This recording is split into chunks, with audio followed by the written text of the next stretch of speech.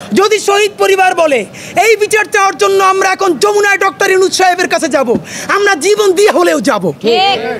এই শহীদ পরিবার যদি বলে এই বিচার না হওয়া পর্যন্ত শাহবাগে শুয়ে থাকবো, লড়বো না, আমরা জীবন চলে গেলেও তাদের সাথে শাহবাগে অবস্থান করব।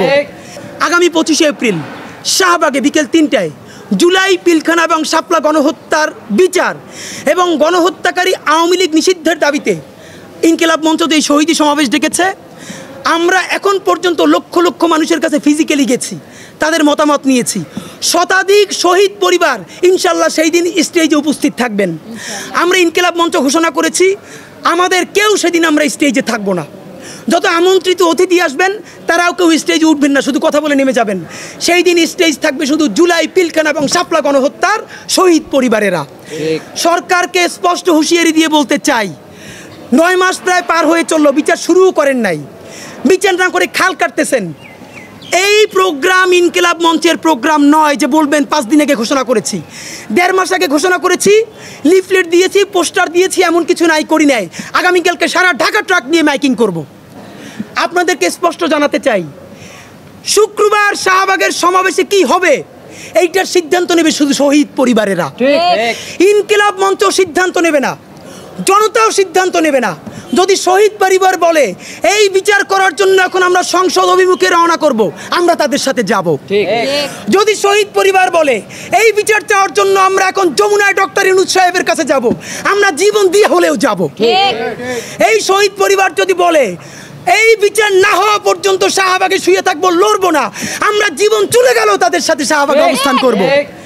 ভাই, এই প্রোগ্রাম ইনকিলাব মঞ্চের নয়, এই প্রোগ্রাম প্রায় 2000 শহীদের পরিবারের প্রোগ্রাম। এই প্রোগ্রাম হাজার হাজার অন্ধবন্ধুর প্রোগ্রাম। এই প্রোগ্রাম পিলখানায় যাদের লাশ জ্বালিয়ে দেওয়া হয়েছে তাদের শহীদদের প্রোগ্রাম। এই প্রোগ্রাম শাপলা গণহত্যায় যাকে হত্যা করে তার লাশ গুম করে দেওয়া হয়েছে তার বাবা মায়ের প্রোগ্রাম।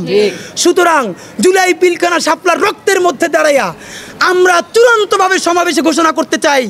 এই জন্যই আজকে সংবাদ সম্মেলনে বলতে চাই, সরকার বাহাদুর, ওই দিন যদি এসে বলেন যে আপনারা আমাদেরকে আগে জানান নাই কেন, ভালো করে জানাইলাম। শহীদের মা পাশে বসে আছেন, একটা ছেলের কবর দিছেন, তারপরে সেই শোকে তার বাবা মারা গেছে, এখন ছেলেটা ক্যান্সারে, আন্টি একা লড়তেছে। এইরকম হাজার হাজার শহীদের গল্প খোঁজ নিছেন, নেন নাই, বিচারও করেন নাই।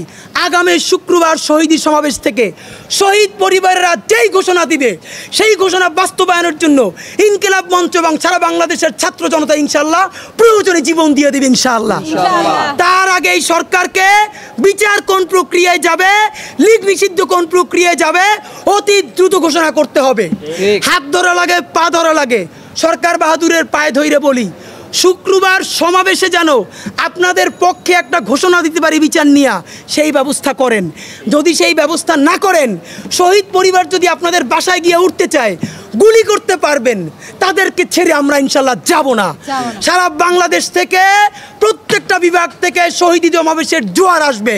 সেই পর্যন্ত আপনারা সবাই আমাদের সাথে থাকবেন। ইনসাফ নিশ্চিত করতে হবে, জুলাই বাঁচলে বাংলাদেশ বাঁচবে।